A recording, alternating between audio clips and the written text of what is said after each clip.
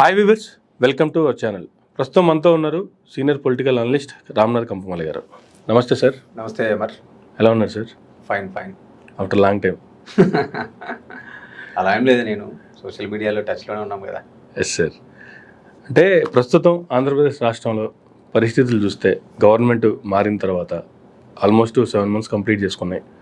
ఏం చెప్తారు సార్ ప్రస్తుత పొలిటికల్ సినారియో అంటే? ఖచ్చితంగా ఏంటంటే ఒక 6 నెలలు పూర్తయింది, 7 నెలలు పూర్తయింది కాబట్టి ఖచ్చితంగా కొంత పొలిటికల్గా చర్చ స్టార్ట్ అవుతుంది. అంటే గతంలో ఏ విధమైనటువంటి హామీలు ఇచ్చారు, సో అలాంటి వాటిపైన కొంత చర్చ మొదలైనట్టుగా భావించాలా. కాకపోతే ఏదైనా ఒక కొత్త ప్రభుత్వం ఏర్పడిన తర్వాత ఒక 1 year పాటు లేదా 1 year లోపలనే అన్ని హామీలు అమలు చేస్తారని కానీ అన్నీ స్టార్ట్ చేస్తారని ఎక్స్పెక్ట్ చేయడం కూడా కొంత పొరపాటే అనేది నా భావన. ఎందుకంటే రాజకీయంగా మనకు తెలుసు కొంత బడ్జెట్ కన్స్ట్రెయింట్స్ ఉంటాయి, కొన్ని లిమిటేషన్స్ ఉంటాయి. సో వాళ్ళంటూ ఒక డేటా బిల్డ్ చేసుకోవాల్సి ఉంటుంది. సో వాళ్ళు మళ్ళీ కొంత డేటా కలెక్ట్ చేయాల్సి ఉంటుంది, ప్రజల నుంచి వినతులు స్వీకరించాల్సి ఉంటుంది. కాబట్టి సో ఖచ్చితంగా it is a time being process అనేది నా భావన. కాకపోతే ఏంటంటే గతంలోకి ఇప్పటికీ ఒక తేడా ఏంటంటే, సో మేనిఫెస్టో అంటే గతంలో చూసినాం, ఒక దశాబ్దం కిందట మనకు అందరికీ తెలిసిందే. ఏదో పొలిటికల్ పార్టీలు ఒక నామమాత్రంగా ఒక బుక్లెట్ను రిలీజ్ చేయడం ఆ రోజులలో కనపడేది. కానీ తర్వాత జగన్మోహన్ రెడ్డి గారు వైఎస్ఆర్సీపీ పార్టీ ద్వారా రాజకీయాల్లోకి వచ్చిన తర్వాత సో ఒక మేనిఫెస్టో అనేది ఒక బైబిలు, ఒక ఖురాను, ఒక భగవద్గీత లాగా ఆయన ప్రజల్లోకి తీసుకుపోవడం, అలాగే మేనిఫెస్టోను చాలా సింప్లిఫై చేసి ఒక పేజీలో ఆయన విస్తృతమైన ప్రచారం చేయడం ద్వారా ప్రజలందరికీ కూడా ఒక అవగాహన వచ్చింది. అంటే మేనిఫెస్టో అంటే రాజకీయ పార్టీలు ఇచ్చేటువంటి హామీలు, ఆ హామీలు ఖచ్చితంగా 5 ఏళ్ల లోపు అమలు చేయాలా, వాటికి కట్టుబడి ఉండాలా, వాటిలో ఎంత మేరకు అమలు చేశారు, ఎంత శాతం అమలు చేశారు అనేటువంటి చర్చ, ఒక అవగాహన ప్రజల్లో పెరిగింది గతంలో కంటే. కాబట్టి నేనేమంటానంటే ఈ ఏడాది లోపల ప్రజలు కూడా ఏదో బై ఫోర్స్గా పార్టీ హామీలు అమలు చేయాలా అనేటువంటి ధోరణి కనపడకపోవచ్చు. కాకపోతే ఏంటంటే ఇప్పుడు దాదాపు 7 months అయిపోయింది, హనీమూన్ పీరియడ్ అయిపోయింది. సో ఖచ్చితంగా రాబోయేటువంటి రోజులలో ఖచ్చితంగా ప్రజలు కానీ ప్రతిపక్ష పార్టీ కానీ ఒక బలమైన స్టాండ్ తీసుకొని అమలు హామీల పైన కొంత పోరాటాలు జరిగేటువంటి అవకాశం ఉంది. ఈ సూపర్ 6 అనేటువంటి హామీలు కావచ్చు, ఆల్రెడీ గతంలో చూసినాం మనం ఒక 10 రోజుల కిందట కరెంటు ఛార్జీల పైన ధర్నాలు కావచ్చు. అంటే ఇప్పుడే వైసీపీ కూడా కొంత పార్టీ క్యాడర్ను, నాయకులను కొంత యాక్సలరేట్ చేస్తున్నారు. కాబట్టి సో భవిష్యత్తులో ఖచ్చితంగా కూటమి ప్రభుత్వానికి కానీ కూటమి నాయకులకు కానీ హామీల పైన ఒక బలమైనటువంటి పోరాటం, ఉద్యమాలు మొదలయ్యేటువంటి అవకాశం ఉందనే చెప్పొచ్చు. కానీ హామీలు అయితే విపరీతమైనటువంటి హామీలు ఇచ్చి అధికారంలోకి వచ్చారు.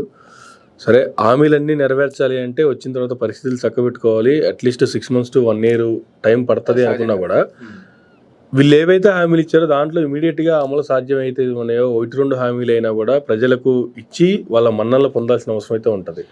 బట్ ఇప్పటి వరకు అటువంటి పరిస్థితులు ఎక్కడ? ఈ హామీ నెరవేర్చాము, మేము ఇచ్చిన దాంట్లో ఒక్క హామీ నెరవేర్చామని చెప్పుకోవడానికి కూటమి తరపు నుంచి ఒక టన్ను ఉందా? అంటే ఖచ్చితంగా మళ్ళీ లేదని మనం భావించలేము. అంటే గతంలో ఆయన ఏదైతే సామాజిక పెన్షన్లు ఏవైతే ఉన్నాయో దానిలను 3,000కు పెంచడం, 4,000కు పెంచడం, సో దాన్ని ఆ రోజు ఆయన ఇవ్వడం జరిగింది కదా. సో ఈరోజు 1వ తేదీన వీళ్ళు కూడా ఇంటికి వెళ్ళి సామాజిక పెన్షన్లు ఏవైతే ఇస్తున్నారో సో దాన్ని మనం ఖచ్చితంగా అమలు చేస్తున్నట్టుగానే భావించాలి. కాకపోతే ఏంటంటే ఇక్కడ చర్చ అంతా సూపర్ 6 చుట్టూ ఎక్కువ చర్చ జరుగుతుంది. అంటే పెన్షన్లు అనేది కొత్త పథకం కాదు. అంటే సామాజిక పెన్షన్లు అనేటువంటిది మన దేశంలో చాలా రాష్ట్రాలలో 1970 అంతకు ముందు నుంచి కూడా అమలు అవుతుంది. కాకపోతే ఆ రోజులలో 20 రూపాయలు, 50 రూపాయలు, 100 రూపాయల నుంచి ఈ రోజు ఆ అమౌంట్ 4,000కు చేరింది ఆంధ్రప్రదేశ్లో.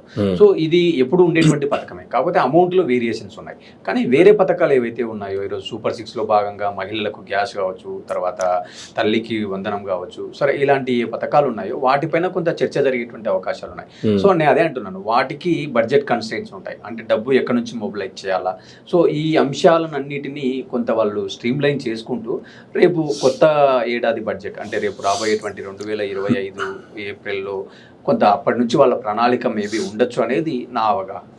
ఏదైనా ప్రభుత్వం మారినప్పుడు, కొత్త ప్రభుత్వం ఏర్పడ్డాక సర్దుకోవడానికి లేదు, ప్రభుత్వంలో క్యాబినెట్ మొత్తం ఆయా రంగాల మీద పట్టు తెచ్చుకోవడానికి కొంచెం టైం పట్టేటువంటి మాట వాస్తవమే.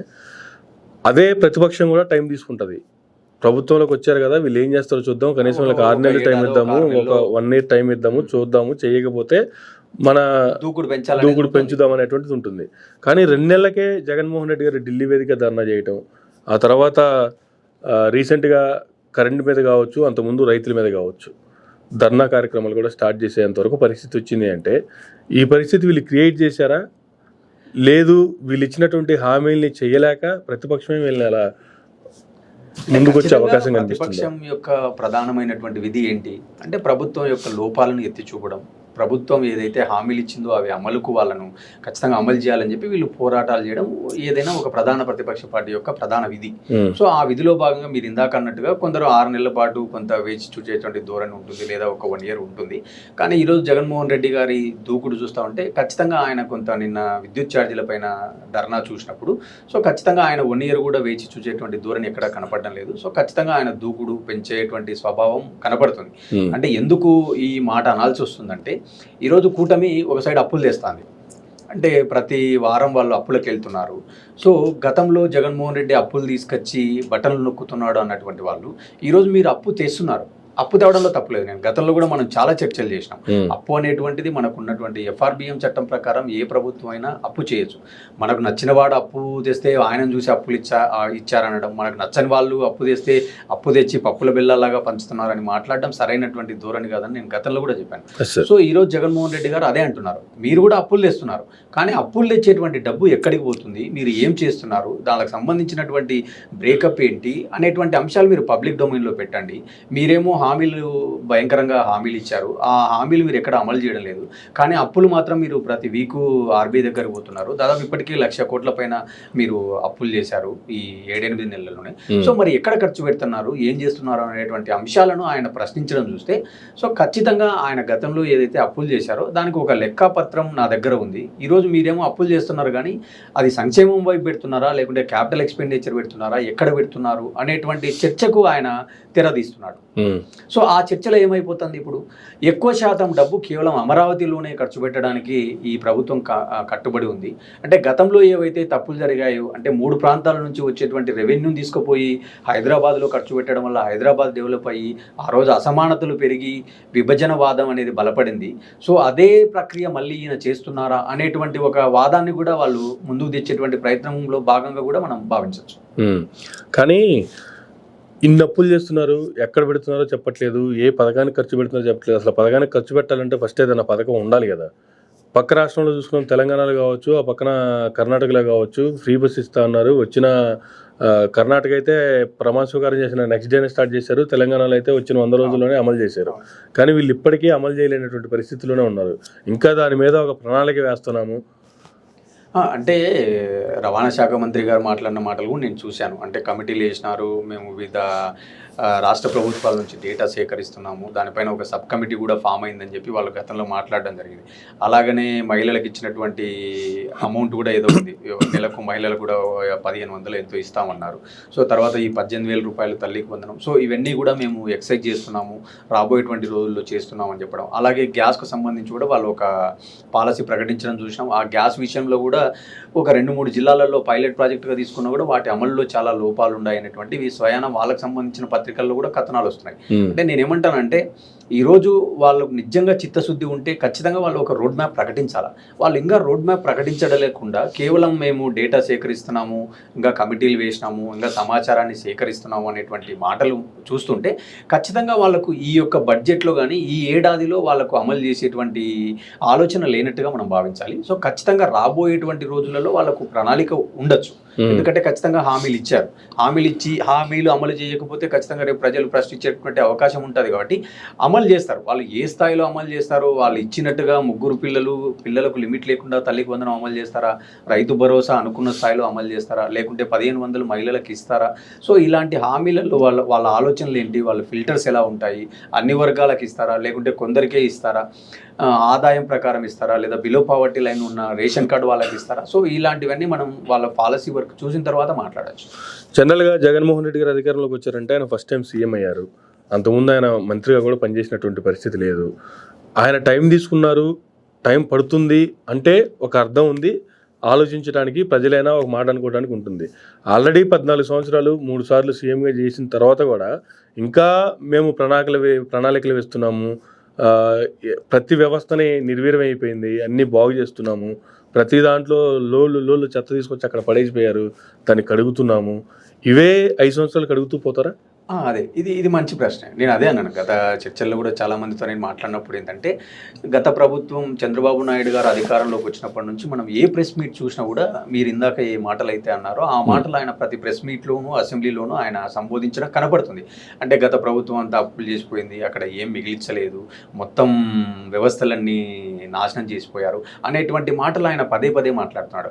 నేనేమంటానంటే ఎన్ని రోజులు మాట్లాడతారు? ఒక 1 year మాట్లాడతారు, ఒక 6 నెలలు మాట్లాడతారు. ఎందుకంటే ఒక బడ్జెట్ మీకు రొటేట్ అయ్యేంత వరకు, ఒక సైకిల్ వరకు మీరు మాట్లాడేటువంటి అవకాశాలు ఉంటాయి. కానీ నెక్స్ట్ మళ్ళీ బడ్జెట్ వచ్చేసరికి మీరు ఆల్రెడీ 1 year క్రాస్ అయి ఉంటారు కాబట్టి మీకు అప్పుడు ఒక స్పష్టత వస్తుంది.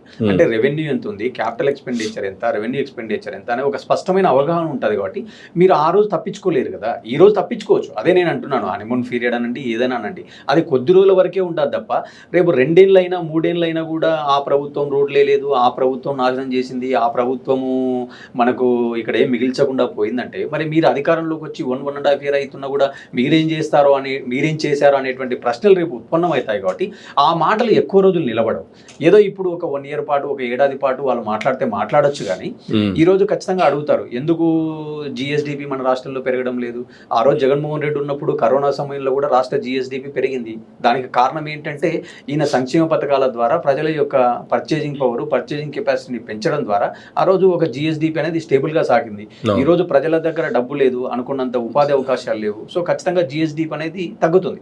ప్రజల కొనుగోలు శక్తి ఎప్పుడైతే ఉంటుందో అప్పుడే జిఎస్డిపి పెరుగుతుంది. కాబట్టి సో వాటికి మీరు తీసుకునే చర్యలు ఏంటి? ఈ రోజు వాళ్ళు చాలా గొప్పగా చెప్తున్నారు. అంటే టీసీఎస్తో ఒప్పందాలు జరిగాయి, ఆ కంపెనీతో ఒప్పందాలు జరిగాయి, పవర్ ప్లాంట్ జరిగింది, థర్మల్ ప్రాజెక్ట్ జరిగింది, ఇలా చాలా వార్తలు చూస్తున్నాం మనం. 2014 నుంచి 19 మధ్యలో కూడా సిఐ సమిట్లు జరిగాయి, దావోస్ ఒప్పందాలు, దాదాపుగా 16 లక్షల కోట్లు ఒప్పందాలు మెటీరియలైజ్ అయ్యింది. అదే మీరు ఇందాక అన్నట్టుగా చంద్రబాబు నాయుడు ఏదో మొదటిసారి సీఎం అయిన వ్యక్తి లేక అనుభవం లేని వ్యక్తి సీఎం అయితే మనం కూడా కొంత అనుకోవచ్చు. అంటే ఈయన కొంత అనుభవం ఉంది కానీ అడ్మినిస్ట్రేషన్లో అనుభవం లేదు కాబట్టి కొంత టైం ప్రాసెస్ ఉంటుంది.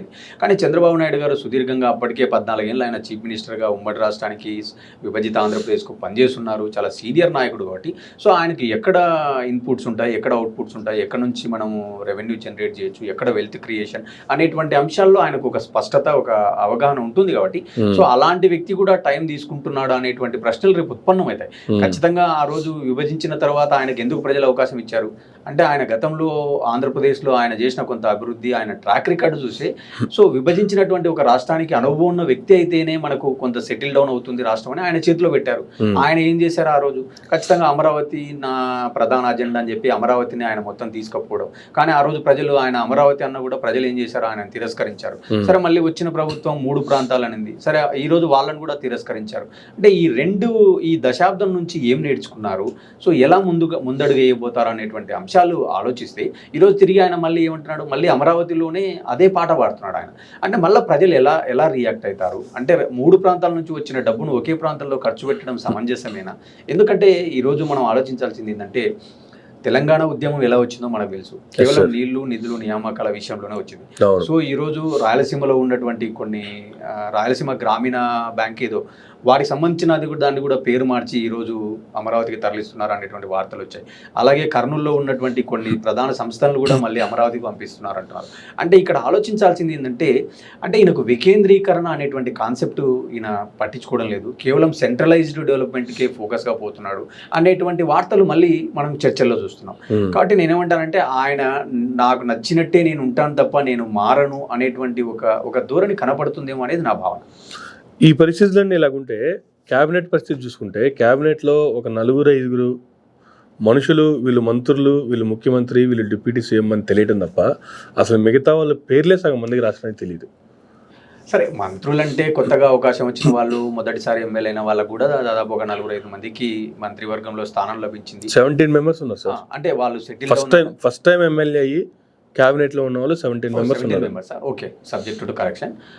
అలాంటి వాళ్ళకు కొంత టైం తీసుకుంటుంది కదా. ఖచ్చితంగా శాఖకు సంబంధించిన అంశాలలో వాళ్ళకి గ్రిప్పు రావాలన్నా కూడా, లేదంటే ఆ శాఖ ఏ పథకాలు ఇంట్రడ్యూస్ చేస్తుంది, కొత్త పథకాలు ఎలా అమలు చేయాలా అనేటువంటి అంశాల్లో కొంత టైం తీసుకోవచ్చు. కాకపోతే ఇక్కడ ఏ ప్రభుత్వాలు ఉన్నా ఎవరున్నా కూడా ముఖ్యమంత్రి ఈజ్ ద కీ ఫ్యాక్టర్. మంత్రులు అనేటువంటి వాళ్ళ పాత్ర కొంత నామమాత్రం. ఎందుకంటే వాళ్ళు నెగోషియేషన్స్ అవి ఇవి చేసుకోవడంలో ఇన్వాల్వ్మెంట్ ఉంటుంది, కానీ ఫైనల్ అల్టిమేట్ డెసిషన్ ఎవరు ఉంటుంది? చీఫ్ మినిస్టర్, క్యాబినెటే ఉంటుంది. కాబట్టి సో మనం ఇప్పుడే మంత్రులను పాయింట్అవుట్ చేసి మాట్లాడడం అనేది కరెక్ట్ కాదు. కాకపోతే ఇక్కడ చూడాల్సింది ఏంటంటే చంద్రబాబు నాయుడు పాత పంతాలోనే పోతారా, లేకుంటే తప్పుల నుంచి లేదా సమాజంలో జరిగినటువంటి మార్పుల నుంచి ప్రజా తీర్పులను గౌరవించి అన్ని ప్రాంతాలకు సమన్వయం చేస్తూ అన్ని ప్రాంతాలలో ఉన్నటువంటి వనరులను వినియోగించుకొని ముందుకు పోతారా అనేటువంటి అంశాలు ఈరోజు ప్రశ్నార్థకం. ఆయన అలా ముందుకు పోకపోతే మళ్ళీ ఈరోజు అన్నం పెట్టిన అదే ప్రజలు రేపు సున్నం పెట్టచ్చు, గ్యారంటీ ఏం లేదు కదా. ఇప్పుడు పీపుల్ మ్యానిటీ ఏ రోజు ఎప్పుడు ఎలా ఉంటుందో కూడా మనకు తెలియదు. ఈరోజు చూస్తున్నాం ఆయన పార్టీలోనే కొందరు నాయకులు ఏం మాట్లాడుతున్నారు. Amalapuram I think so Narsapuram Ayyanna Patrudu garu గత వారం కింద ఒక మాట మాట్లాడినట్టున్నారు. అంటే గంజాయి మళ్ళీ ఇక్కడ యథాగా కొనసాగుతుంది, ప్రభుత్వం మారిన కూడా పెద్ద ఏం మార్పు లేదని మాట్లాడడం చూసినాం.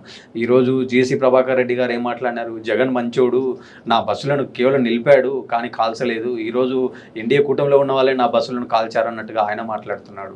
సో మళ్ళీ ఈరోజు సంక్రాంతి సంబరాలకు సంబంధించి గతంలో మనం చూసినాం గుడివాడలో అక్కడక్కడ చాలా ఆరోపణలు వచ్చినాయి, అసాంఘిక కార్యక్రమాలు జరిగాయని. ఆ రోజున్న టీడీపీ ఎన్నో మాటలు మాట్లాడింది. కానీ ఈరోజు ఏం జరుగుతుంది, ఈరోజు టీడీపీలోని కొందరే చాలా బహిరంగంగా వచ్చి మాట్లాడుతున్నారు. ఈరోజు కోడి పందాలకు సంబంధించి సంక్రాంతి సంబరాల్లో భాగంగా చాలా కార్యక్రమాలకు జూదాలకు చాలా ప్లానింగ్స్ ప్రణాళికలు జరుగుతున్నాయి. అంటే ప్రభుత్వాలు మారినా కూడా ఇలాంటి అంశాలలో కంట్రోలింగ్ లేదు. అంటే ఏ ప్రభుత్వాలు వచ్చినా కూడా ఇలాంటి అసాంఘిక కార్యక్రమాలకు కొనసాగింపుగా చేస్తూనే ఉన్నారు. అంటే సాంప్రదాయాలు ముఖ్యమే, కానీ సాంప్రదాయం అనే ముసుగులో జరిగేటువంటి అసాంఘిక కార్యక్రమాలకు ఎప్పుడు బ్రేక్ ఎప్పుడు అనేటువంటిది కూడా సమాజంలోని ఒక వర్గం ఆలోచిస్తారు కదా. ఇక్కడ జేసీ గారి మాట వచ్చింది కాబట్టి జేసీ గారు ఎన్ని కామెంట్లు చేసినా కనీసం ఆయన మీద ఒక యాక్షన్ తీసుకునేటువంటి పరిస్థితి టీడీపీలో ఎవరికి లేదా? అంటే జేసీ కుటుంబం అనేది మన ఆంధ్రప్రదేశ్ రాష్ట్రంలో చాలా ప్రామినెంట్ ఉన్న కుటుంబాల్లో వాళ్ళొక కుటుంబం. అంటే తాడిపత్రిలో దాదాపుగా 30 to 40 years ఒకే కుటుంబం అక్కడ ప్రాతినిధ్యం వహించడం మనం చూసినాం. అంటే జేసీ కుటుంబం ఈరోజు కొత్తగా మాట్లాడడం ఏం కాదు. అంటే జగన్ మంచోడు అనేటువంటి ఒక చర్చ చూస్తున్నాం ఆయన మాట్లాడేది. గతంలో కూడా జేసీ దివాకర్ రెడ్డి గారు చాలా సందర్భాల్లో జగన్ మావాడు, మా రాజశేఖర్ పుత్రుడు అని మాట్లాడడం, అలాగే చంద్రబాబు నాయుడు నిత్యం ప్రెస్ మీట్లు టెలికాన్ఫరెన్స్లతో ఈయనకు సమయం సరిపోతుంది, అలాగే మమ్మల్ని జన్మభూమి కమిటీలు కొంపలు ముంచినాయి. సో ఇలాంటి ఓపెన్ స్టేట్మెంట్స్ జేసీ కుటుంబం అనేక సార్లు మాట్లాడింది. సో అదే కోణంలో వాళ్ళు ఏంటంటే వాళ్ళకి ఏది అనిపిస్తే అది ఓపెన్గా మాట్లాడడం.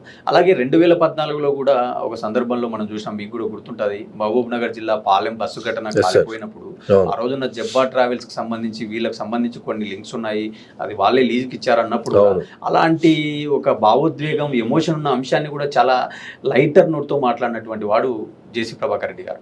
సో అంటే వాళ్ళు ఏ అంశాన్ని ఎలా మాట్లాడాలా, ఎమోషన్గా మాట్లాడాలా, దాంట్లో తీవ్రత ఏంటి అనేది లేకుండా వాళ్ళకి ఏమనిపిస్తే అది మాట్లాడడం ఏదో ఒక నైజంగా మారిపోయింది ఆ కుటుంబానికి. కాబట్టి ఈరోజు ఆ కుటుంబం ఏం మాట్లాడినా కూడా పెద్ద సీరియస్గా తీసుకుంటారు ప్రభుత్వం కానీ ప్రతిపక్షాలని అయితే నేను అనుకోవడంలే. ఎందుకంటే గతంలో కూడా వాళ్ళ ట్రాక్ రికార్డ్ చూసినాం మనం. ఆ రోజు కిరణ్ కుమార్ రెడ్డి గారి గవర్నమెంట్లో మీకు తెలియంది కాదు, ఆ రోజు ఎంతో మంది సజీవ దహనం అయ్యి ఆ కుటుంబాలు వచ్చి కేబీఆర్ పార్క్ దగ్గర ధర్నా చేస్తుంటే ఆ ధర్నాల పైన కూడా వీళ్ళు కామెంట్ చేసినటువంటి నేపథ్యాలు మనకు ఉన్నాయి.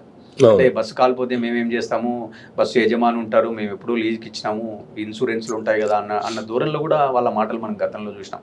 నేనేమంటానంటే ఒక బాధ్యతాయుతమైనటువంటి పదవుల్లో ఉన్నప్పుడు కొంత ఏదైనా కామెంట్ చేసేటప్పుడు అంటే మహిళల పైన కానీ కొంత భావోద్వేగమైనటువంటి అంశాల్లో కొంత భాష ముఖ్యం.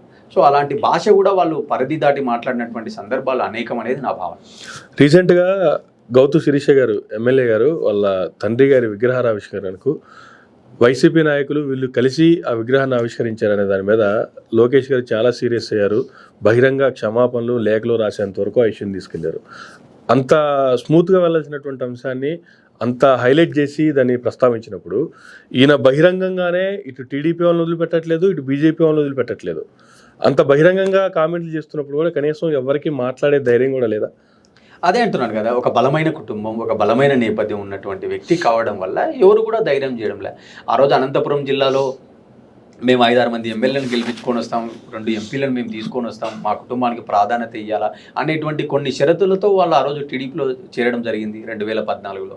సో అలాగే వాళ్ళ రాజకీయం, వాళ్ళ రిలేషన్ వాళ్ళతో కొనసాగుతుంది. ఎస్, మీరు అన్నట్టుగా ఈరోజు ఆ రోజు చూసినా మనం గౌతు శిరీష గారు కావచ్చు, లేదా వైసీపీ నుంచి కూడా జోగి రమేష్ గారు. ఎస్, ఖచ్చితంగా ఏంది, అది ఒక కుల సంఘాలకు సంబంధించినటువంటి ఒక మీటింగ్. సో ఆ కుల సంఘాల ప్రతినిధులు ఏ పార్టీ వాళ్ళైనా కావచ్చు అటెండ్ అయినారు, తప్పేముంది అందులో, దాన్ని లైట్ తీసుకోండి, పెద్ద ఏముంది అందులో, వాళ్ళ కుల సంఘం మీటింగ్ అటెండ్ అయ్యారని ఒక స్టేట్మెంట్ ఇస్తే సరిపోయేదాన్ని దానికి రాజకీయ రంగు ములిపి అనేక పార్శ్యాలు తీసుకోవడం కూడా మనం చూసినాం. అంటే ఈరోజు కుల సంఘాలు అనేటువంటి వాళ్ళు ఏముంటారు, ఎవరు చీఫ్ మినిస్టర్ అయినా వాళ్ళు ఆయనను సన్మానిస్తారు, ఎవరు మంత్రి పదవులు వచ్చినా ఆ కుల సంఘాల వాళ్ళు వాళ్ళని సన్మానిస్తారు. అంటే అర్థం ఏంది, ప్రతి కుల సంఘంలో అన్ని పార్టీల వాళ్ళు ఉంటారు, అందరు నాయకులు ఉంటారు. కాబట్టి మనం ఏ అంశాన్ని ఎలా చూడాలా, ఎంతవరకు చూడాలో అంతవరకే చూడాలి తప్ప పరిధి దాటి చూసినప్పుడు ఖచ్చితంగా కొన్ని ఇబ్బందులు ఉంటాయి. అట్లీస్ట్ ఖండించాలి కదా, ఖండించాలి కదా. ఖండించే ప్రయత్నం కూడా ఎవరు చేయట్లేదు. అదే అంటాను నేను అనేది, బలమైన కుటుంబము, రాజకీయంగా ఇంపార్టెన్స్ ఉన్న కుటుంబం కాబట్టి వీళ్ళకు ధైర్యం చాలడంలే. అదే ఒక మామూలు వాళ్ళైతే ఖచ్చితంగా అట్లీస్ట్ పవన్ కళ్యాణ్ గారు కూడా మాట్లాడట్లేదు. అదే అంటాను ఈరోజు. అదే హోమ్ మినిస్టర్ అనిత గారి విషయంలోకి వస్తే, నేనే హోమ్ మినిస్ట్రీ తీసుకుంటే నేనేంటో చూపిస్తాను, మీరు చేత కాకపోతే తప్పుకోండి, లా అండ్ ఆర్డర్ పోయింది, ఇలాంటి కామెంట్లు చాలా బహిరంగంగానే చేసి ఇప్పుడు వాళ్ళు ఒక స్టేట్మెంట్ ఇవ్వచ్చు. ఈరోజు ఐ థింక్ సో ఆరోగ్య శాఖ మంత్రి సత్యకుమార్ గారేమో మాట్లాడినట్టున్నారు, అంటే కొంత భాష అదుపులో ఉండాలా, ఇలాంటి కామెంట్స్ మంచిది కాదని. తర్వాత బీజేపీ అధికార ప్రతినిధి అక్కడక్కడ కొందరు మాట్లాడుతున్నారు, కానీ టీడీపీ కానీ జనసేన కానీ స్పందించడం లేదు. మోర్ ఓవర్ అక్కడ ఏంటంటే జనసేనకు సంబంధించిన ఇన్ఛార్జితో కూడా వాళ్ళకు కొంత డిఫరెన్సెస్ ఉండి, ఏదో ఈరోజు మార్నింగ్ అతన్ని అరెస్ట్ చేశారు, అతను కూడా ఏంటంటే పోలీసులు ఇంకా వైసీపీకి తాడిపత్రులు అనుకూలంగా ఉన్నారు అనేటువంటి వ్యాఖ్యలు అక్కడక్కడ మనకు కనపడుతున్నాయి. అంటే అదే దీనిపైన ఏంటంటే స్పందించాల్సింది అధినాయకత్వం స్పందించాలి. మీరు అన్నట్టుగా పవన్ కళ్యాణ్ గారు కానీ చంద్రబాబు నాయుడు గారు కానీ పులి స్టాప్ పెట్టాలి. అంటే మనం అందరం కూటమిలో ఉన్నాము, మనకి ఏదైనా ఇబ్బందులు ఉంటే మనం ఇంటర్నల్గా మాట్లాడుకోవాలి తప్ప ఓపెన్గా వచ్చి ఇట్లా బహిరంగంగా మాట్లాడడం అనేది కొంత పార్టీ క్రమశిక్షణ అనండి, లేదా లైన్ దాటడం అనండి. సో ఇది మంచిది కాదని చెప్పి ఎవరు చెప్పాలా, వాళ్ళు చెప్పుకోవాలి. సో కాబట్టి ఈ విషయాన్ని వాళ్ళు ఖండించాలి మొదట, మరి let it be wait. Police డిపార్ట్మెంట్కి వచ్చేటప్పుడు కూడా హోమ్ మినిస్టర్ అనిత గారితో సహా ఇప్పటికీ ఇంకా వైసీపీ వాసనలు నడుస్తున్నాయి, ఇంకా వైసీపీ మనుషులు నడుస్తూ ఉన్నారు. 6 నెలల తర్వాత కూడా ఇవే కామెంట్లు చేస్తూనే ఉన్నారు. ఎట్లా చూడాలి సార్ అసలు ఈ కామెంట్లన్నీ? సరే, ఒక వ్యవస్థకు కూడా ఎవరు వస్తే వాళ్ళు వేరే పార్టీకి సంబంధించినటువంటి రంగు పొలవటాన్ని ఒక పోలీస్ డిపార్ట్మెంట్ అంటే ఈరోజు ఐఏఎస్ల విషయంలో, ఐపీఎస్ల విషయంలో, అధికారుల విషయంలో కూడా జరుగుతుంది. గవర్నమెంట్ ఒకసారి చేతులు మారిన తర్వాత, ట్రాన్స్ఫార్మ్ అయిన తర్వాత ఖచ్చితంగా ఏ ప్రభుత్వ చీఫ్ మినిస్టర్ వాళ్ళకి సంబంధించిన అధికారులను, వాళ్ళకి సంబంధించినటువంటి వాళ్ళని నియమించుకోవడం అనేది ఈ రోజు కొత్త ఏం కాదు. అది ఇటే రొటీన్ ప్రాసెస్, కంటిన్యూస్ ప్రాసెస్, చాలా ఏళ్ల నుంచి కూడా చూస్తున్నాం. సో అది జనరల్ గా జరిగే ప్రాసెస్. కానీ ఇప్పుడు చూసుకుంటే అది కొంచెం ఎక్స్ట్రీమ్ లెవెల్కి వెళ్ళినట్టు అనిపిస్తుంది కదా. అదేంటంటే నేను ఏమంటానంటే అది సాధారణంగా జరిగే ప్రాసెస్. ఆ ప్రాసెస్ జరిగినా కూడా ఇంకా వీళ్ళు ఇలాంటి ఆరోపణలు చేస్తున్నారంటే అర్థం ఏంటి అక్కడ? అంటే ఖచ్చితంగా అందులో వీళ్ళ లోపం కూడా ఉంది. అంటే మీరు ఐడెంటిఫై చేయడంలో తప్పు జరిగిందా? అంటే మా వాళ్ళు ఎవరు, మాకు అనుకూలంగా పనిచేసే వాళ్ళు అని మీ ఎంపికలో లోపం ఉందా, లేకుంటే మీ ఆలోచన ధోరణిలో లోపం ఉందా అనేది వాళ్ళు విశ్లేషించుకోవాలి కదా. ఇప్పుడు కొంతమంది మీద వీళ్ళు వైపీఎస్లు అనే ముద్రేస్తున్నారంటే మిగతా వాళ్ళంతా టీడీఎస్లు అనే అంటే ముద్ర వీళ్ళు చెప్పగానే చెప్తున్నట్టు అదని. అంటే ఖచ్చితంగా ఈరోజు బ్యూరోక్రసీ కానీ ఐఏఎస్ ఐపీఎస్లు కూడా చాలా ఇబ్బందులు పడుతున్నటువంటి మాటలు మనం చూస్తున్నాం. అంటే ఈరోజు సహజంగా ఏమనుకుంటాం, ప్రభుత్వంలో నిర్ణయంలో అందరూ భాగస్వాములే. అంటే ఒక ముఖ్యమంత్రి, ఒక క్యాబినెట్, ఐఏఎస్ ఐపీఎస్ అందరూ నిర్ణయంలో భాగస్వాములే.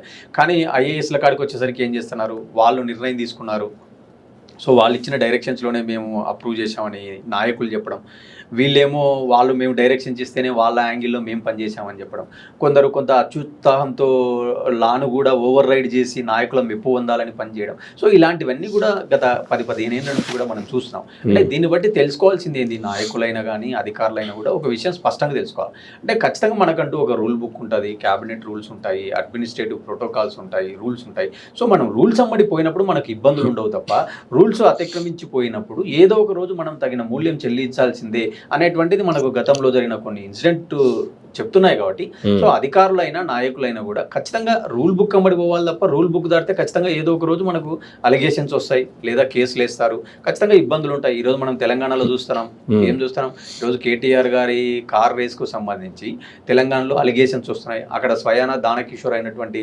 మున్సిపల్ శాఖ కార్యదర్శి గారే కంప్లైంట్ ఇవ్వడం జరిగింది. అంటే రూల్స్కు అగెనెస్ట్గా ఆయన కొంత డబ్బును ఫారిన్కి బదిలీ చేశారు. సో 10 కోట్ల లోపు ఉంటే ఆయన బదిలీ చేయొచ్చు, కానీ 10 కోట్ల పైన అమౌంట్ బదిలీ చేస్తే ఖచ్చితంగా క్యాబినెట్ అప్రూవ్ ఉండాలా, ఫైనాన్స్ ఆర్థిక శాఖ అప్రూవల్ ఉండాలా అనేటువంటి రూల్స్ ఉంటాయి. సో అవన్నీ కూడా కొంత పాటించలేదనే ఆరోపణలు మనం చూస్తున్నాం. అంటే దీన్ని బట్టి తెలుసుకోవాల్సింది ఏంది, అటు నాయకులైనా ఇటు అధికారులైనా సో రూల్ బుక్ అమ్మడి అమలు అయితే ఇబ్బంది ఉన్నది తప్ప రూల్ బుక్ను క్రాస్ చేసి కొంత అత్యుత్సాహం ప్రదర్శిస్తే ఖచ్చితంగా ఇబ్బందులు ఉంటాయి అనేది వాస్తవం. కానీ రాష్ట్రంలో ఎవరు మాట్లాడినా ఎక్కడికి వచ్చినా తిరిగి గతంలో జగన్మోహన్ రెడ్డి ఇలా చేయటం వల్లే ఇది జరుగుతుంది అనేటువంటిది కొత్తగా అధికారంలోకి వచ్చిన తర్వాత ఒక 1 month 2 months చెప్పుకున్నారు అంటే గతంలో వాళ్ళ మీద నెట్టారు అంటే ఒక అర్థం ఉంది నెట్టడానికి కూడా. పోయినంతకాలం ఏ డిపార్ట్మెంట్కి పోయినా ప్రతిదీ జగన్మోహన్ రెడ్డి మీదే నెట్టే ప్రయత్నం జరుగుతుంది. అదే నేను అంటున్నాను కదా, ఇందాక చెప్పినట్టుగా ఒక 6 నెలలు చెప్పగలరు, ఒక 1 year చెప్పగలరు ఈ మాట, తర్వాత చెప్పలేరు కదా. ప్రజలు ఏమనుకుంటారు? ఆల్రెడీ వాళ్ళకి సున్నం పెట్టినారు ప్రజలు. మీరు అధికారంలోకి వచ్చి 1 year 1.5 year అవుతుంది, మళ్ళీ మీరు అదే పాట పాడుతున్నారు అంటే మీ అనుభవం ఏం చేసింది, మీ యొక్క పరిపాలన ఏం నేర్చుకున్నారు అనేటువంటి ప్రశ్నలు రేపు ఖచ్చితంగా ఉత్పన్నమవుతాయి. ఈ 6 నెలల పాటు వాళ్ళు మాట్లాడచ్చు, ఇదే పాట ఇంకొక 6 నెలలు కొనసాగించవచ్చు, అందులో పెద్ద ఆశ్చర్యం ఏం లేదు కూడా. కాకపోతే ఏంటంటే ఎక్కువ రోజులు కొనసాగించలేరు, ఖచ్చితంగా వాళ్ళకు ఛాలెంజెస్ ఉన్నాయి, బడ్జెట్ కన్స్ట్రెంట్స్ ఉన్నాయి, వాళ్ళు ఇచ్చినటువంటి హామీలు చాలా అమలుకు సాధ్యం కాని హామీలు ఉన్నాయి. సో వాళ్ళు అమలు చేసినా రేపు చాలా ఫిల్టర్స్ పెట్టేటువంటి అవకాశాలు ఉంటాయి. అంటే ఏదో తూతూ మంత్రంగా కొన్ని పథకాలు అమలు చేసి మాకు ప్రజలు ఇచ్చింది 5 ఏళ్ళు కదా, 5 ఏళ్ల లోపం మేము అన్ని అమలు చేస్తాము, ఈ రోజే మేము అమలు చేయలేము సో అనేటువంటి ఒక ధోరణి, ఒక స్టాండ్ కూడా వాళ్ళు రాబోయేటువంటి రోజుల్లో తీసుకుంటారు. ఎందుకు ఈ మాట అనాల్సి వస్తుందంటే అక్కడ ఇచ్చిన హామీలు చాలా బలంగా ఉన్నాయి. ఒక సైడ్ ఈ రోజు ప్రభుత్వ ఉద్యోగులు రీసెంట్గా మనం 2-3 రోజుల కింద, మీకు సమాచారం ఉందో లేదో నాకు సమాచారం ఉంది, ప్రభుత్వ ఉద్యోగుల్లో కూడా చాలా అసంతృప్తి స్టార్ట్ అయింది. డిఏల అంశాలలో మాకు చాలా ఇవ్వడం లేదు, కేవలం కొన్ని డిపార్ట్మెంట్లకు ఉన్నత స్థాయి అధికారులకేమో పాస్ చేసుకున్నారు, మాకు మాత్రం ఇవ్వడం లేదు అనేటువంటి ఆరోపణలు, చర్చలు ఉద్యోగ సంఘాలలో కనబడుతున్నాయి. సో ఇలాంటివన్నీ కూడా రేపు పొద్దున వెయిట్ చేసేటువంటి ధోరణి ఉంటుంది సహజంగా. ఒక 6 నెలలు 1 year చాలా ఎక్కువ రోజులు ఎవరు కూడా వెయిట్ చేయలేరు కదా. సో ఆ రోజు ఖచ్చితంగా బయటపడాల్సిందే, బర్న్ అవ్వాల్సిందే.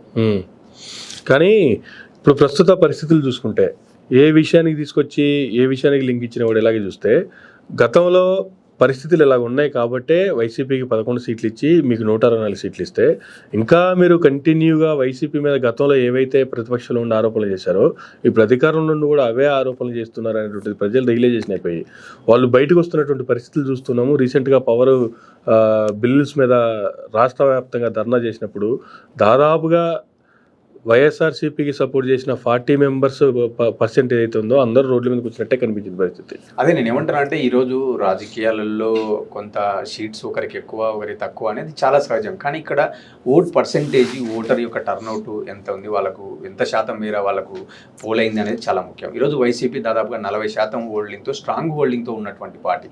సో ఖచ్చితంగా వాళ్ళు క్యాడర్ను కొద్ది రోజులు ఎలాగో ఓడిపోయినారు కాబట్టి కొంత నిరుత్సాహంలో ఉంటారు. మళ్ళీ ఒక 6 నెలలకో ఒక 1 yearకో వాళ్ళు రివైవ్ అవుతారు. మళ్ళీ పార్టీ నాయకుడు ప్రజల్లోకి, క్షేత్రస్థాయిలోకి పోయేటువంటి కార్యక్రమాలు తీసుకుంటారు. రేపు అంటున్నారు ఏదో సంక్రాంతి తర్వాత డైరెక్ట్గా ప్రజావాణి, ప్రజలతో కలవడం ఇలాంటివన్నీ స్టార్ట్ చేయబోతున్నారని. సో మళ్ళీ కొంత యాక్సలరేట్ అయినప్పుడు ఆటోమేటిక్గా ప్రభుత్వం పైన ఒత్తిడి పెరుగుతుంది. ఆ రోజు ప్రభుత్వం దాటవేయలేదు కదా, అంటే నువ్వు చేసిపోయిన అప్పులు, నువ్వు చేసిపోయినటువంటివి అని. ఆ రోజు అప్పుల విషయంలో కూడా మీరు ఇందాక అన్న పాయింట్ చాలా నిజం. అంటే అప్పుల విషయంలో కూడా ఆ రోజు 14 లక్షలు 15 లక్షల అప్పులు అన్నారు, కానీ ఈ రోజు అవి కేవలం 10 లక్షలుగా ఎంతో కొంత నెంబర్స్ కూడా తగ్గి చూపించినట్టుగా మనకు కనబడుతుంది. కాబట్టి అంటే అబద్ధాలు అనేవి ఎక్కువ రోజులు చెప్పలేరు. సో కేవలం కొద్ది రోజులు అబద్ధాలు చెప్పి మనం పబ్బం అయితే గడపచ్చు, కానీ ఎక్కువ రోజులు కొనసాగించలేరు కదా. మీరు మళ్ళీ మీ యొక్క సుదీర్ఘ అనుభవంలో అమలుకు సాధ్యం కాదని తెలిసి కూడా మీరు ఎందుకు అప్పులు ఇచ్చారు? ఆల్రెడీ చంద్రబాబు నాయుడు గారి విషయం ఇసుక పాలసీలోనే మనం తీసుకున్నాం. అంటే నేను ఉచితంగా ఇస్తానంటే మీ ఇంటి దగ్గరకు వచ్చి ఉచితంగా ఇస్తానని కాదు అర్థము, కొంత తక్కువకి ఇస్తానని చెప్పడం. అంటే అక్కడనే ఆయన కొంత డైవర్షన్, డీవియేషన్ తీసుకోవడం కనపడేది. కాబట్టి నేను ఏమంటా అంటే పథకాల అమల్లో కూడా చాలా ఫిల్టర్స్ ఉంటాయి, చాలా రూల్స్ అండ్ రెగ్యులేషన్స్ చాలా స్ట్రింజెంట్గా, స్ట్రిక్ట్గా ఉంటాయి అనేది నాకున్నటువంటి అవగాహన. సో ఖచ్చితంగా వీళ్ళకు ఉన్నటువంటి 40% ఏదైతే వీళ్ళ స్ట్రాంగ్ హోల్డింగ్ ఉందో ఆ హోల్డింగ్తో వీళ్ళు మళ్ళీ కొంత ప్రజల్లోకి వచ్చి ఉద్యమాలు చేసుకోవడం ద్వారా మళ్ళీ వాళ్ళు కొంత రివైవ్ అయ్యేటువంటి ఛాన్స్ ఉంటుంది తప్ప ఏదో ఈరోజు మాకు 164 స్థానాలు ఇచ్చినారు, మేము చెప్పిందే నిజము అంటే గతంలో ఏదైతే వైసీపీ 154 స్థానాలు మాకు ఇచ్చినారు, మేము ఏం చేసినా ప్రజలు మా వైపే ఉంటారు అనే ఒక ధోరణితో వాళ్ళు ఎలా అయితే ముందుకెళ్లారో వీళ్ళు కూడా అదే ధోరణి కొనసాగించే ఖచ్చితంగా వీళ్ళకి కూడా రాబోయేటువంటి రోజులలో ప్రజలు మళ్ళీ సున్నం పెట్టేటువంటి అవకాశాలు ఖచ్చితంగా ఉంటాయి. స్వతహాగా సీనియర్ అయినటువంటి చంద్రబాబు నాయుడు గారు అప్పులకు సంబంధించి కావచ్చు, లేదు స్టీల్ ప్లాంట్కి సంబంధించి కావచ్చు, స్టీల్ ప్లాంట్కి సంబంధించి ఢిల్లీ వేదికగా ఆయన ఒక ప్రకటన చేశారు. గతంలో నేను ప్రతిపక్షంలో ఉండటం వల్ల నాకు అన్నీ కరెక్ట్గా అవగాహన లేకుండా మాట్లాడాను, ఇప్పుడు అధికారంలోకి వచ్చిన తర్వాత చూస్తే దాన్ని ఎవరో ఒకళ్ళు వచ్చి దానికి హెల్ప్ చేయకపోతే దాన్ని కాపాడే పరిస్థితులు లేవు అనేటువంటి కామెంట్ చేయటం. అప్పులకు సంబంధించేమో పేపర్లో వచ్చిన వార్తలు చూసి 14 లక్షల కోట్లు అయిపోయింది కావచ్చు అనుకున్నాను, పేపర్లో వచ్చిన వార్తలు నమ్మాను నేను అనేటువంటిది ఆ పేపర్ల వాళ్ళ మీద నెట్టేయటం. ఈ కామెంట్లు ఎలా చూడాలి సార్ అసలు? అదే నేను ఏమంటానంటే ఒక బాధ్యతాయుతమైనటువంటి అనుభవంలో ఉన్న వ్యక్తి కూడా చాలా కామెంట్స్ కానీ చాలా వరకు ఆయన కొంత వేగ్గా మాట్లాడడం, లేదంటే కనుక ఒక రాజకీయ కోణంలో మాట్లాడారు. అనేది ఆయన మాటలు ఒప్పుకున్నట్టుగా మనం భావించాలి. ఎందుకంటే ఇప్పుడు తెలంగాణలో కూడా మొన్న అప్పుల గురించి మనం చూసాం.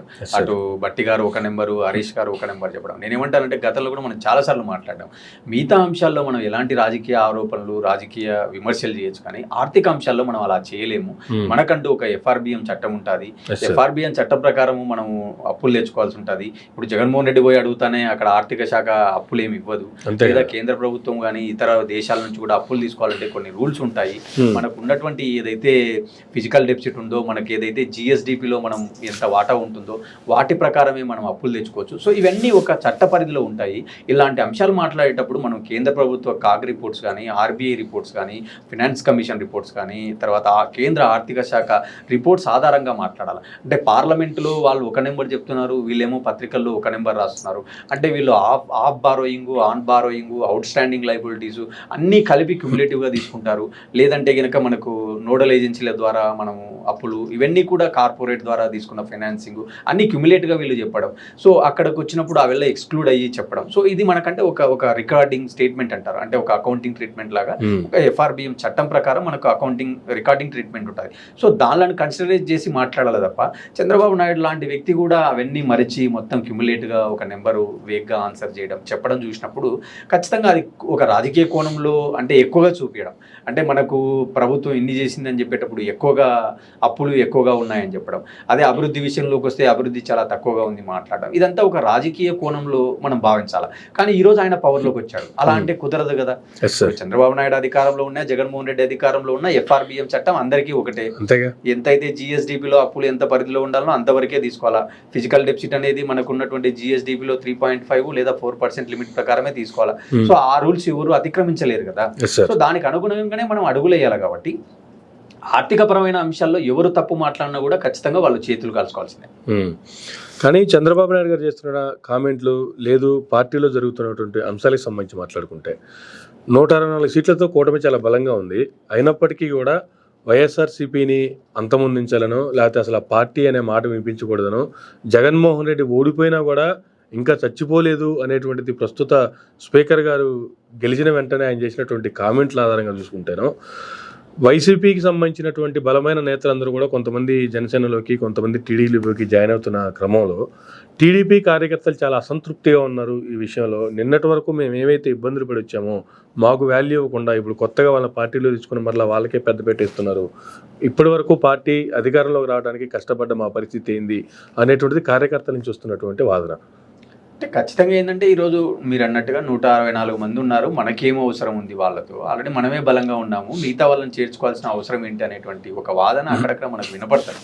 కాకపోతే ఏంటంటే రాజకీయ పార్టీ అంటేనే సమీకరణాలు, రాజకీయ పార్టీ అంటేనే సంస్థాగతంగా బలం చేకూర్చుకోవడం, అంటే రాజకీయ పార్టీ అంటేనే చేరికలు. సో ఇవి ఒక ఫండమెంటల్ థింగ్స్ రాజకీయ పార్టీకి. సో మనం ఎంత బలంగా ఉన్నా కూడా ఇంకా ఇతరులు వచ్చి చేరితే మనం ఇంకా బలపడతాము, బలమవుతాము, ప్రత్యర్థిని కొంత మానసికంగా ఇబ్బంది పెట్టచ్చు అనేటువంటి ఒక రాజకీయ వ్యూహం. చంద్రబాబు నాయుడు గారి ధోరణి మనందరికీ తెలుసు. ఆయన గతంలో కూడా ఏం చేశాడు, 23 మంది ఎమ్మెల్యేలను ఆయన ఆ రోజు ప్రతిపక్ష ఎమ్మెల్యేలు తీసుకొని మంత్రి పదవులు కూడా ఇవ్వడం చూసాం. అంటే ఆయన ధోరణి గతంలో మనకు తెలుసు. కాబట్టి ఈ రోజు కూడా ఆయన ఖచ్చితంగా తీసుకునేటువంటి ఆలోచనలు ఉంటారు. కాకపోతే ఇక్కడ చూడాల్సింది ఏంటంటే ఈరోజు కూటమిలో ఉన్న ఒక పార్టీ కూడా, అటు సైడ్ జనసేన, అటు సైడ్ బీజేపీ ఉన్నారు. ఒకవేళ అధికారమైన టీడీపీ వద్దని చెప్తే వాళ్ళు ఖచ్చితంగా ఏం జరుగుతుంది, నెక్స్ట్ ఆల్టర్నేటివ్ ఇద్దరు జనసేన ఆర్ బీజేపీలోకి పోయేటువంటి అవకాశాలు ఉంటాయి. కాబట్టి కొంత ఆలోచించే ధోరణితో ఆలోచించి చంద్రబాబు నాయుడు ఓకే చెప్తాడు. కానీ Chandrababu Naidu straight away no చెప్పడం అనేది నా భావన. ఎందుకంటే ఆళ్ళ నాని గారి విషయమే తీసుకుందాం. చాలా రోజుల నుంచి చాలా నానుతుంది నియోజకవర్గంలో, ఎందుకు ఆయనతో మనకేమో అవసరం ఉంది అనేటువంటి మాటలు చూసినాం. కానీ ఫైనల్ గా ఏం జరిగింది, కొంత గ్యాప్ పెట్టినాడు, తర్వాత తీసుకున్నాడు, ఆయన పార్టీలో జాయిన్ అయిపోయినాడు. అంటే చంద్రబాబు నాయుడు గారి యొక్క శైలి ఏంటంటే రాజకీయాల్లో మనం బలపడాలి, చేరికలు అనేటువంటిది ఒక బలం. సో ఖచ్చితంగా ఎందుకంటే చంద్రబాబు నాయుడు గారికి ఉన్న అనుభవంతో ఆయన ఖచ్చితంగా ఓటు బ్యాంక్ ఎవరికైతే బాగుంది, ఏ సామాజిక వర్గంలో ఇతను కీలక వ్యక్తి అనేటువంటి అంశాల్లో చాలా క్యాలిక్యులేషన్స్ ఉంటాయి ఆయన దగ్గర. ఆ రోజు పవన్ కళ్యాణ్తో కూడా ఆయన విభేదించకుండా ఒక రిలేషన్ కొనసాగించడానికి గల ప్రధాన కారణం ఏంటంటే పవన్ కళ్యాణ్కు 9% ఓట్ బ్యాంక్ ఉంది, కాపు కమిటీలో ఒక బలమైన నేత అనేటువంటి కోణంలోనే ఆయన ఎప్పుడు కూడా పవన్తో డిఫరెన్స్ అవ్వలేదు. ఓపెన్ గా ఎప్పుడు కూడా ఏ విధమైన నెగిటివ్ గా మాట్లాడలేదు. ఆయన టీడీపీలోని చాలా మంది మాట్లాడారు, మీ అన్ననే గెలిపించలేని వాడివి, మా అమ్మల్ని గెలిపిస్తావని మాట్లాడిన మాటలు కూడా చూసినాం మనం. కానీ చంద్రబాబు నాయుడు మాత్రం ఎక్కడ పవన్ తగ్గించి మాట్లాడలేదు. సో ఆ రిలేషన్ కంటిన్యూ చేశారు. అది ఆయనకు హెల్ప్ అయింది ఈరోజు. సో అదే కోణంలో రేపొద్దున కూడా బలమైన కాపు నేతలు కానీ బలమైనటువంటి నాయకులు ఎక్కడెక్కడ ఉన్నారో వైసీపీ పార్టీలో వాళ్ళకు గ్యాలం వేసేటువంటి ఒక ప్రక్రియ అనేది పార్టీ పరంగా అది జరుగుతూనే ఉంటుంది. దాన్ని చంద్రబాబు నాయుడు ఖచ్చితంగా కూడా ఎంకరేజ్ చేస్తాడనేది నా భావన.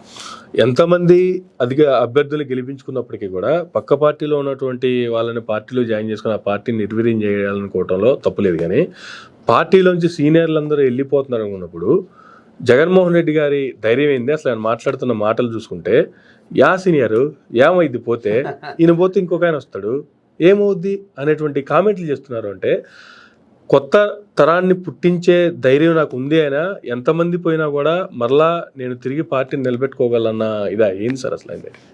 జగన్మోహన్ రెడ్డి గారి రాజకీయ నేపథ్యం చూస్తేనే ఒక బలమైనటువంటి కాంగ్రెస్ అనే ఒక కుటుంబంలో రాజకీయంగా ఎదిగిన వ్యక్తి జగన్మోహన్ రెడ్డి అయినా వాళ్ళ ఫాదర్ రాజశేఖర రెడ్డి గారైనా.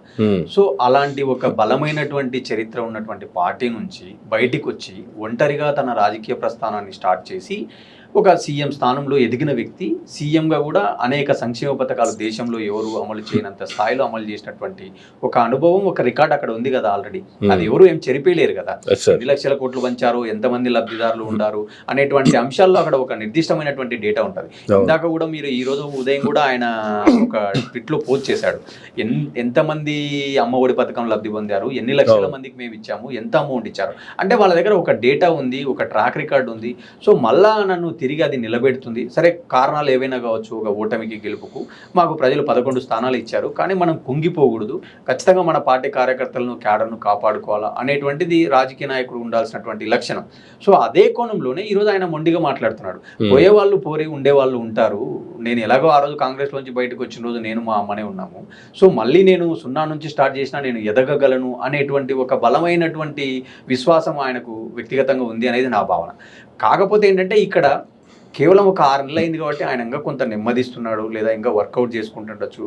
రేపు 6 నెలల తర్వాత కానీ 1 ఇయర్ తర్వాత కానీ మళ్ళీ తిరిగి ఆయన ప్రజల్లోకి పోవచ్చు. ఆయన నేను ఏం చేశాను అనే విషయాలు ప్రజల ముందు పెడుతూనే నేను కూడా కొన్ని తప్పులు చేశాను, లేదా కొంత అనుభవంతో కొన్ని ఇబ్బందులు నేను కూడా ఎంకరేజ్ చేసి ఉండొచ్చు, సో ఆ రోజు నా నోటీస్కు రాలేదు, సో ఇప్పుడు నేను ఖచ్చితంగా ప్రజలకు ఏవి అవసరమో అవే చేస్తాను అనేటువంటి మాటలు మనం అక్కడక్కడ వింటున్నాం. అంటే ఈ మధ్యనే పులివెందుల్లో జరిగిన ఒక సమావేశంలో ఆయన అన్నట్టుగా వార్తలు వచ్చాయి.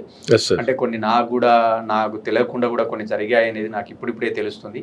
సో ఖచ్చితంగా నేను రాబోయేటువంటి రోజులలో అలాంటి గ్యాప్స్ లేకుండా చూసుకుంటాను అని చెప్పారు అనేటువంటి కథనాలు మనం చూస్తున్నాం పత్రికల్లో.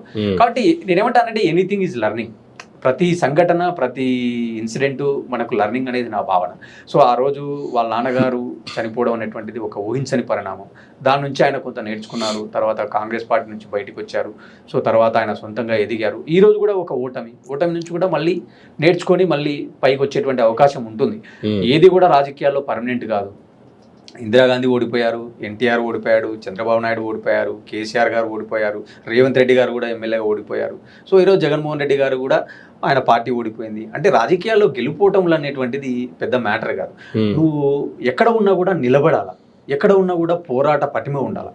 సో కార్యకర్తలను కాపాడుకునేటువంటి ఒక స్ఫూర్తి ఉండాలి, కార్యకర్తల్లో ఒక ధైర్యాన్ని నింపాలి. సో అలాంటి ఒక లక్ష్యాలతో ముందుకు పోయేటువంటి అవకాశం ఉంటుంది తప్ప వెనుకడిగేసేటువంటి అవకాశం ఉండదు. సో ఖచ్చితంగా ఆయన ప్రతిపక్ష నేతగా కొంత ఇప్పుడు నెమ్మదించచ్చేమో, కానీ రాబోయే రోజులలో ఖచ్చితంగా ఆయన గతం రికార్డు ప్రకారం చూసుకుంటే ఆయన మళ్ళీ యాత్రలు చేయొచ్చు, మళ్ళీ దీక్షలు, ధర్నాలు మనం గతంలో చూసినాం. ఫీజు పోర్ అని, ఫీజు రీఎంబర్స్మెంట్ అని, ఇలా అనేక రకాల దీక్షలు ఆ రోజు ఇందిరా పార్క్ వద్ద హైదరాబాద్ లో కూడా చేశారు కదా రోషయ్య ప్రభుత్వంలో కానీ, కిరణ్ కుమార్ రెడ్డి గారి గవర్నమెంట్ లో కానీ. సో మళ్ళా రేపొద్దున కూడా అలాంటి వినూతనమైన కార్యక్రమాలతో ముందుకు పోతాడు అనేది నా భావన. ఇలా ముందు పోయే క్రమంలో క్యాడర్ని కావచ్చు, లేదంటే ఉన్నటువంటి కార్యకర్తలు కావచ్చు, కాపాడుకునే క్రమంలో సీనియర్లని హోల్డ్ చేసుకోవాల్సిన అవసరం కానీ పరిస్థితి కానీ లేదంటారా? అంటే ఈరోజు రాజకీయాల్లో ఎట్లయిపోయినాయంటే ఇప్పుడు సీనియర్స్ అవసరమే, కానీ ప్రతి అంశంలో కూడా మనం సీనియారిటీ అనుకుంటా పోతే కొత్త తరానికి అవకాశాలు ఎప్పుడు రావాలా? కొత్త వాటర్ను కూడా మనం ఎంకరేజ్ చేయాల్సి ఉంటుంది. ఇప్పుడు సామెత ఉంటుంది, అంటే ఒక కాలువలోకి కొత్త నీరు వచ్చినప్పుడు పాత నీరు అనేది ఖచ్చితంగా సైడ్ ఇవ్వాల్సిందే, అది నేచర్. సో కాబట్టి ఖచ్చితంగా ఆ దిశగా ఆయన ఏమనుకుంటుండొచ్చు, సరే ఒక 4-5 సీనియర్లతో నాకు కొంత విభేదాలు ఉండి పోతే పోని, కొత్త తరం ఖచ్చితంగా వస్తుంది, కొత్త వాళ్ళని నేను ఎంకరేజ్ చేస్తాను అనేటువంటి ఒక సహజ ధోరణిలో ఆయన పోతుండొచ్చు. కాకపోతే ఇక్కడ ఒక అంశం ఏమవుతుందంటే కొత్త వాళ్ళని ఎంపిక చేసుకునేటప్పుడు కొంత జాగ్రత్తలు చాలా అవసరం. ఎందుకంటే ఈరోజు జగన్మోహన్ రెడ్డి 84 మందో 85 మందినో కొత్త వారికి అవకాశం ఇచ్చాడు ఎమ్మెల్యేలుగా. కానీ ఏం జరిగింది ఇక్కడ? సో ఖచ్చితంగా అక్కడ మిస్ఫైర్ అయింది. సో అలాంటి లోపాలు లేకుండా కొంత రాజకీయాలలో కమిట్మెంట్ ఉన్నటువంటి వ్యక్తులు, కేవలం ఏదో రాజకీయం అంటే ఏదో వ్యాపార ధోరణిలో డబ్బు ఇస్తే సీట్ ఇస్తారు, ఎన్నికల్లో గెలిస్తే ఓకే, గెలవకుంటే పోయి మన పనులు మనం చేసుకున్నాము అనేటువంటి వాళ్ళను కాకుండా, సో రాజకీయం అనేది ఒక ప్యాషన్ ఉండాలా, ప్రజాసేవ మీద కొంత అంకిత భావం ఉండాలా, కమిట్మెంట్ ఉండాలా. సో అలాంటి వాళ్ళని చూజ్ చేసుకుంటూ కొంత అడుగులేస్తే ఖచ్చితంగా అనుకూలమైనటువంటి ఫలితాలు ఉంటాయనేది నా భావన. జగన్మోహన్ రెడ్డి గారు బయటకు వచ్చినప్పుడు చూస్తున్నాం ప్రతి ప్రాంతంలో, నాట్ ఓన్లీ పులివెందుల, రాయలసీమ, రాష్ట్రంలో ఏ మూలకపోయినా సరే విపరీతమైనటువంటి ఫాలోయింగ్, ఇప్పటికీ ఇంకా అధికారంలోనే ఉన్నారా అనేటువంటి పరిస్థితులు కూడా కనిపిస్తున్నాయి. పులివెందుల్లో లాస్ట్ టైం వెళ్ళినప్పుడు కావచ్చు, అంతకుముందు వెళ్ళినప్పుడు కావచ్చు, వచ్చిన తొక్కిసలాటకి 2 సార్లు ఇంటి కిటికీలు కూడా పగిలిపోయినటువంటి పరిస్థితులు చూస్తే ఆ 2 సిచ్యువేషన్స్ను కూడా టీడీపీ ప్రభుత్వం క్యాచ్ చేసుకునే ప్రయత్నాలే చేసింది. కార్యకర్తలు తిరగబడుతున్నారని కావచ్చు, కొట్టడానికి ఇంటికి వచ్చారు, దాంతో అద్దాలు కూడా పగలగొట్టారు, ఇల్లంతా డ్యామేజ్ అయిపోయింది అనేటువంటిది బాగా హైలైట్ చేసింది. ప్రతి చిన్న విషయాన్ని కూడా టీడీపీ ఆ రంగం హైలైట్ చేసుకుంటూ పోతుంటే వీళ్ళు చేసినటువంటి ప్రజలకు ఏమేం చేశారో చెప్పుకోవడంలో విఫలమైందా, లేదు పార్టీని బలోపేతం చేసుకుంటూ ప్రజల్లోకి తీసుకెళ్లే క్రమంలో విఫలమైందా, అసలు సోషల్ మీడియా అనేది వైఎస్ఆర్సీపీకి ఉందా లేదా, ఉన్నా కూడా వాడుకోవట్లేదా, ఈ యాంగిల్లో ఏం చెప్తారు సార్? అసలు ఖచ్చితంగా వైఎస్ఆర్సీపీ పార్టీ అధికారం కోల్పోయిన తర్వాత కొంత కార్యకర్తలు కానీ నాయకులు కానీ నిరుత్సాహం సహజం. ఎందుకంటే వాళ్ళు చాలా ఎక్స్పెక్టేషన్స్ ఉన్నాయి. అంటే దేశంలో ఎక్కడ అమలు చేయనటువంటి సంక్షేమ పథకాలు అమలు చేశాం, మనం ఎన్నో కార్పొరేషన్స్ క్రియేట్ చేశాం, ఎస్సీ ఎస్టీలకు బీసీలకు దళితులకు అనేక పదవులు ఇచ్చాం, వాళ్ళకు అనేక సీట్లు ఇచ్చాం. అంటే ఏదైతే రాజ్యాధికారం వాళ్ళకు అవసరమో వాళ్ళని కూడా రాజ్యసభకు పంపాం, లోక్సభకు పంపాం, సీట్లు ఇచ్చాం. సో ఇలాంటి ఒక క్యాలిక్యులేషన్తో వాళ్ళు ఒక సోషల్ ఇంజనీరింగ్తో ముందుకు పోయారు. అలాగే ఒక వాలంటరీ వ్యవస్థ ద్వారా మనం ప్రజల ముంగిట చేరాం, ఇంటికే పథకాలను పంపించాం అనేటువంటి ఒక ఆలోచనలతో వాళ్ళు చాలా ఎక్స్పెక్టేషన్స్తో ఉన్నారు. కానీ ఫలితాలు పూర్తి భిన్నంగా వాళ్ళ ఆలోచనలకు రావడం వల్ల వాళ్ళు కొంత నిరుత్సాహం పోవడం సహజం. సో ఆ సందర్భంగా ఈరోజు వాళ్ళు కొంత డీయాక్టివ్ మోడ్లో ఉండొచ్చు తప్ప ఎక్కువ కాలం వాళ్ళు డీయాక్టివేట్ మోడ్లో ఉండేటువంటి అవకాశం లేదు. ఎందుకంటే స్థానికంగా కొన్ని ఇబ్బందులు ఉంటాయి, పార్టీ కోసం కష్టపడిన కార్యకర్తలు డబ్బు పెట్టింటారు, వాళ్ళకి ఈరోజు ఆర్థికంగా నష్టం, మళ్ళీ ఈరోజు అధికారంలో లేరు కాబట్టి పోలీసుల నుంచి ఇబ్బందులు, స్థానిక నాయకుల నుంచి ఒత్తిడి, సో ఇలాంటి అనేక అంశాలు ఉంటాయి కాబట్టి కొంత వాళ్ళు యాక్సలరేట్ అవ్వడానికి టైం పడుతుంది. ఇంకా జగన్మోహన్ రెడ్డి గారి పులివెందుల గురించి కానీ, జగన్మోహన్ రెడ్డి గారి ఇంటికాడికి వచ్చేటువంటి జనాల అంశాలు చూస్తే కేవలం వాళ్ళకు సంబంధించినటువంటి పత్రికల్లోనే ఇలాంటి కథనాలు వస్తాయి. ఏంటి, ఆయన బిల్లులు చెల్లించలేదని చెప్పి కార్యకర్తలు దాడి చేస్తున్నారు, ఆయన మమ్మల్ని పట్టించుకోలేదు, ఆయన కోటరెక్కే ప్రాధాన్యం ఇచ్చారని చెప్పి గొడవలు జరుగుతున్నాయి అనేటువంటి అంశాలు ఆ పత్రికలు రాస్తున్నాయి. ఈ అంశాలు ఈరోజు కొత్త ఏం కాదు కదా. ఆ పత్రికలు దాదాపుగా కొన్ని ఏళ్ల నుంచి కూడా జగన్మోహన్ రెడ్డి గారి పైన అదే దూరంలో వాళ్ళు వార్తలు చూస్తున్నాం. 1,00,000 కోట్లు అన్నారు, అవినీతి అన్నారు, అవి ఎన్ని వందల కోట్లకు వచ్చాయో స్వయాన దర్యాప్తు చేసిన అధికారే ఈరోజు పత్రికల ముందు వచ్చి మాట్లాడుతున్నారు. అంటే అందులో పూర్తి నిజాలు లేవు అనేది సత్యం. అలాగనే ఈరోజు జగన్మోహన్ రెడ్డి గారి పైన దాడి చేస్తున్నారు అనేటువంటి వాళ్ళ కథనాలకు అక్కడ పోలీసులు ఏం చెప్తున్నారు, చాలా ఎక్కువ మంది వస్తున్నారు, క్రౌడ్ను మేము కంట్రోల్ చేయలేకపోతున్నాము, సిబ్బంది చాలా తక్కువ ఉన్నారని చెప్పి అక్కడ ఉన్న పోలీస్ అధికారులే మాట్లాడుతున్నారు. ఈరోజు మరి పోలీస్ అధికారులు ఎవరు? ఆ ప్రభుత్వంలో ఉన్న వాళ్ళు కదా, మరి వాళ్ళు మాట్లాడచ్చు కదా. ఖచ్చితంగా వాళ్ళు దాడి చేయడానికి వచ్చారనో లేకుంటే కాన్స్పిరసీ ఉందనేది వాళ్ళు బయట పెట్టచ్చు కదా. పోలీస్ అధికారులు ఎక్కడా చెప్పడం లేదు, వీళ్ళు మాత్రం వాళ్ళకి నచ్చినట్టుగా వార్తలు వడ్డిస్తున్నారు. అంటే ఇక్కడ అర్థం ఏంది, ఖచ్చితంగా జగన్మోహన్ రెడ్డి ఓడిపోయినా కూడా ఆయనను ఇంకా హ్యూమిలియేషన్ క్రియేట్ చేయడం, ఆయన యొక్క పాపులారిటీని ఇంకా తగ్గించేటువంటి ప్రయత్నం. అంటే మీరు ఇందాక అన్నట్టుగా, అంటే ఓడిపోయినా కూడా ఎక్కడికి పోయినా కూడా జనాలు వస్తున్నారు, అంటే ఈయనకు ఇంకా పాపులారిటీ క్రేజ్ తగ్గలేదు అనేటువంటి ఒక భావనతో వాళ్ళ రాజకీయం వాళ్ళు చేస్తున్నట్టుగా మనం చూడాలి. అధికార పార్టీకి సంబంధించి చూసుకుంటే కూడా ఫైనల్గా సార్, ఎమ్మెల్యేల మీద సీనియర్ అయినటువంటి రాజకీయవేత్త 14 సంవత్సరాలు సీఎంగా ఉన్నటువంటి చంద్రబాబు నాయుడు గారికి పట్టు కోల్పోతున్నారనుకోవాలా? అనేక సార్లు మీటింగ్లలో ఎమ్మెల్యేలకు వార్నింగ్లు ఇస్తూనే ఉన్నారు.